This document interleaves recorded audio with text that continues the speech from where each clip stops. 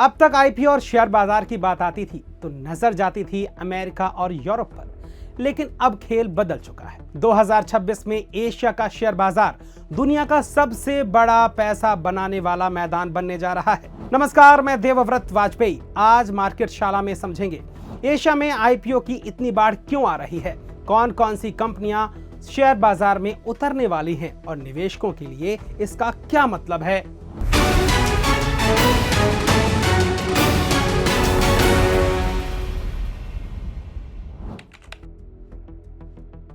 2025 में Asia Pacific क्षेत्र में शेयर बिक्री, आईपीओ और ब्लॉक डील्स के जरिए करीब 262 अरब डॉलर जुटाए गए।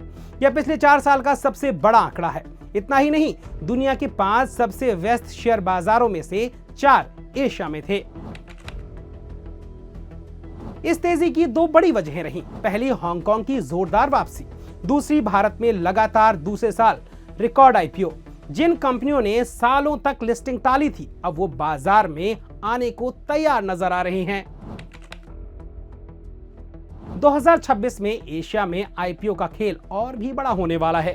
केपीएमजी के मुताबिक सिर्फ हांगकांग में ही 45 अरब डॉलर तक की लिस्टिंग हो सकती है।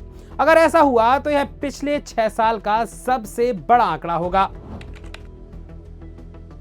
2026 में चीन की कई दिग्गज कंपनियां आईपीओ की तैयारी में हैं, जैसे बाइडू की एआई चिप यूनिट, चांगशिन मेमोरी और यांगत्से मेमोरी, जिनकी वैल्यू 300 अरब युआन तक आंकी जा रही है।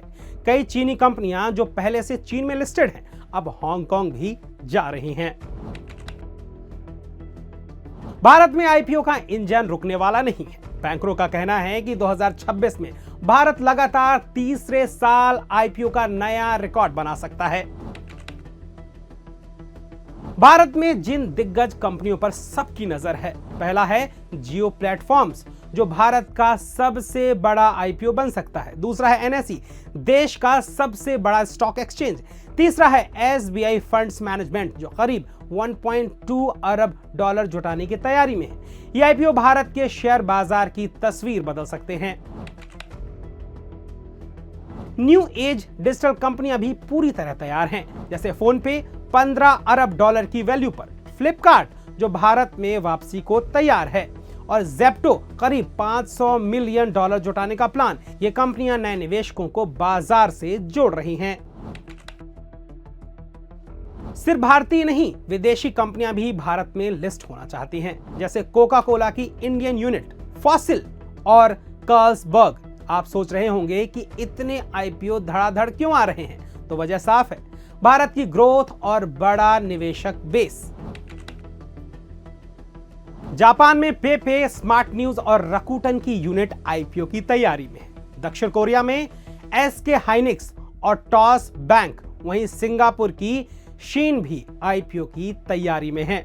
2026 में एशिया का शेयर बाजार सिर्फ बड़ा नहीं, बल्कि दुनिया का सबसे ताकतवर कैपिटल मार्केट बनने जा रहा है। बड़ी कंपनियां, बड़ा पैसा और बड़े दाव, निवेशकों के लिए मौके ही मौके।